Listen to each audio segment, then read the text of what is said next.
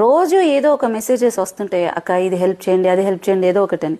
నేను ప్రతి ఒక్కరికి రెస్పాండ్ అవ్వను, ఎవరో కొంతమందికి. అంటే ఒక సమస్యని మనం పరిష్కరిస్తే అది 100% క్లియర్ అయిపోవాలి. సో నాకు ఆ రోజు ఉన్నంత వరకు, అయినంత వరకు మాత్రమే చేస్తాను. అయితే ఈ మధ్య ఒక మెసేజ్ వచ్చింది, వాయిస్ మెసేజ్. ఒక ఆవిడకి రీసెంట్గా క్యాన్సర్ వచ్చింది. 4 నెలల నుంచి వాళ్ళు డబ్బులు పెట్టుకుంటున్నారు, వాళ్ళ వల్ల కావట్లేదు.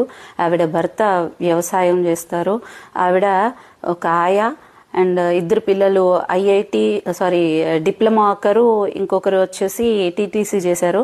వాళ్ళిద్దరు కూడా ఈవిడ చికిత్స కోసం ఒక హోటల్లో వర్క్ చేసుకుంటా ఉన్నారు.